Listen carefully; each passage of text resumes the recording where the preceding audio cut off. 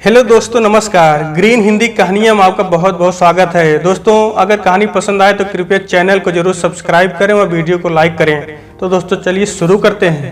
शादी की रस्में चल रही थी, तीज त्योहार भी थे। कभी घर में प्रिया ने काम नहीं किया था, पर ससुराल में कभी मना भी नहीं किया।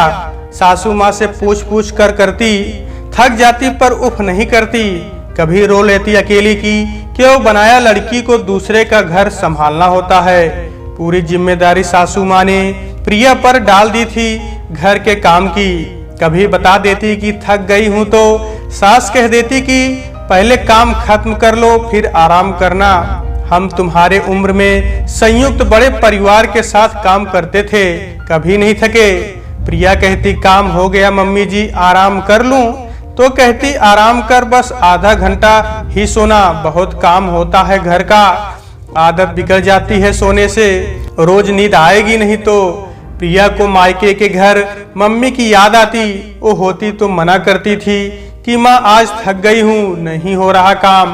पैर जवाब दे रहे हैं पर आंखें भर आती। ससुर जी को लगता काम ही क्या होता है औरतों को करने को, घर में सारा दिन थकान होती होगी, ये भावनाएं नहीं थी।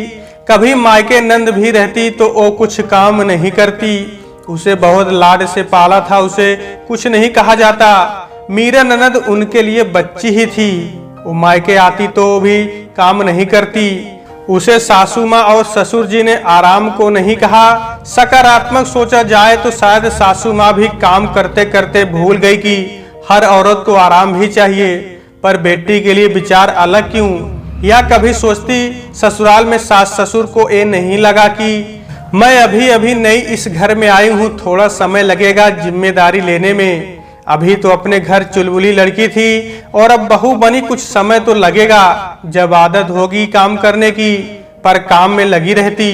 पति को बताया, पति ने कहा छोड़ो ये सब, हमारे घर में ऐसा ही है, तुम बस बड़े समझकर भूल जाओ, बात खत्म हो गई। त्योहार आने वाला था जो ससुराल में ही होता था, तब सबके लिए सामान खरीदा। साड़ी सासू माँ के लिए, ससुर जी के लिए कपड़े, ननद के परिवार के लिए भी। सारा दिन भाग दौड़, त्योहार का दिन था, धूमधाम से पूजा पाठ हुआ। शाम को प्रिया घर का काम निपटा रही थी। गर्मियों के दिन और रसोई में जाने की हिम्मत नहीं। तभी ससुर जी की आवाज आई, सुनो प्रिया, कुछ घंटे में कुछ मेहमान आ रहे हैं, मैं उन्हें अभी बोला आने को, आते ही होंगे, पहले ही बता देते, हम जल्दी जल्दी काम निपटा लेते। अभी सारा काम फैला पड़ा है, उन लोगों के नाश्ते और खाने का प्रबंध भी करना पड़ेगा। बाजार का नहीं खर्च करना चाहते, सब घर में बनाओ समोसे कचौड़ी। प्रिया की सास ने कहा बहुत काम है, मेहमान 1 घंटे में आते होंगे, कैसे होगा। ससुर जी तेजी आवाज में बोले, और तुम्हें काम ही क्या है, बाद में निपटाती रहना, घर में ही तो रहती हो। न चाहते हुए प्रिया की नजरें नीचे झुकी थी, क्योंकि सुबह से काम करते करते थकान से उसका शरीर जवाब दे रहा था। सासू माँ ने प्रिया को देखा और बोली जल्दी हो जाएगा, पहले रसोई का काम कर लो। हमेशा ससुर जी ऐसे ही करते थे, 1 या 2 बार की बात हो तो ठीक ही था। प्रिया भी थकती होगी, किसी ने नहीं सोचा। कुछ दिन बाद प्रिया ने सासू माँ से वॉशिंग मशीन खरीदने के लिए कहने लगी, मम्मी जी कहिए ना पापा जी से, अभी तो मिलकर कर लेते हैं, जाड़ों में बहुत आराम होगा। प्रिया की सास ने जैसे ही कहा कि मशीन ले लीजिए, प्रिया कह रही थी बहुत आराम रहता है उससे। तभी प्रिया के ससुर ने तेज आवाज में कहा, क्या जरूरत है, दोनों मिलकर कर तो लेती हो, और सारे दिन काम ही क्या है, थोड़े ही तो कपड़े होते हैं। पहले महिलाएं पूरा संयुक्त परिवार के धोती थी। प्रिया अपने पति से बात कहती तो वो हमेशा कहते कि पापा जी ऐसे ही हैं, वो किसी की नहीं सुनते, वो औरत को समझते हैं काम करना ही चाहिए, और घर के काम ही क्या, तुम मत सोचो, मैं जल्दी ही घर के लिए दिवाली पर वॉशिंग मशीन ला दूंगा। कुछ दिन के बाद ननद का तबादला उसकी ससुराल के शहर में हो गया। प्रिया की ननद बैंक में नौकरी करती थी। प्रिया बोली कि चलो ननद जी का भी समय अच्छे से निकल जाएगा। ननद को भी लगता था कि मायके में रहकर भी 2-3 साल आराम से काट लेगी, फिर उसके बाद उसका तबादला दूसरे शहर में हो जाएगा।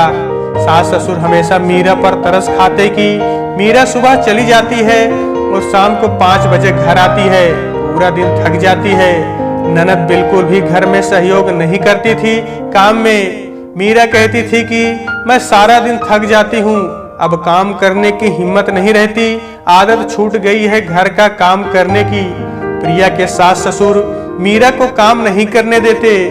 दिवाली से एक दिन पहले प्रिया के ससुर जी ने कहा कि पड़ोस से कुछ मेहमान आने वाले हैं। तभी मीरा ने कहा, पापा जी आप आज मत बुला लीजिएगा, क्योंकि मैं पूरे दिन थक कर शाम को तो आऊंगी, उसके बाद मेरी हिम्मत नहीं है किसी मेहमान के पास बैठने की।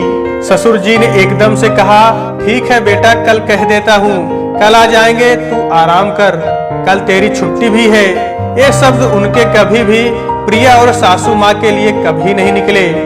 उन्होंने कभी प्रिया और सासू माँ को घर के बाहर नौकरी करने की इजाजत नहीं दी, और वही चीज बेटी के लिए अलग सोच थी। उनका मानना था मीरा बाहर काम करके थक जाती है, और जो महिलाएं घर में रहती हैं उन्हें काम ही क्या है। झाड़ू पोछा बर्तन कपड़ों के अलावा वो काम उनकी गिनाई में कभी नहीं था। सासू माँ भी मीरा से बिल्कुल काम नहीं कराती थी। उन्हें भी मीरा छोटी सी लगती, जबकि प्रिया और मीरा में केवल 1 साल का अंतर था। ये बात प्रिया को चुभती, पर वो कुछ नहीं कह पाती थी। प्रिया सोचती कि जहां मायके में कोई काम को नहीं कहता, उसके 100 नखरे उठाते हैं, फिर ससुराल में क्यों उससे सुशील बहू की तरह सोच रहे हैं। वो अनजाने घर में सारा घर संभाल ले, आज वो उसे मीरा की तरह क्यों छोटा नहीं समझ रहे हैं। सारा दिन काम की थकान क्यों नहीं दिखती। बाहर काम और घर के काम में थकान सिर्फ बाहर वालों की ही क्यों दिखती है। घर का काम क्या चुटकी बजाते हो जाता है। बस कितने आराम से बोल जाते हैं कि तुम्हें काम ही क्या है। और सासू माँ भी बेटी के लिए वही बात, आखिर मीरा के लिए अलग क्यों, कि शादी के बाद तक मीरा में बचपना दिखता था और प्रिया में सुशील बहू, जिससे पूरा घर संभालने की उम्मीद रहती। एक इस घर की लड़की थी, एक दूसरे घर से आई, फिर फर्क क्यों। बेचारी प्रिया ये सब सोचते सोचते अपने काम में फिर से लग गई।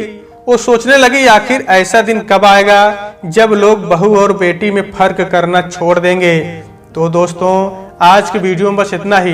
कहानी अगर आपको पसंद आए तो कृपया चैनल को जरूर सब्सक्राइब करें और वीडियो को लाइक करें। तो दोस्तों, नमस्कार।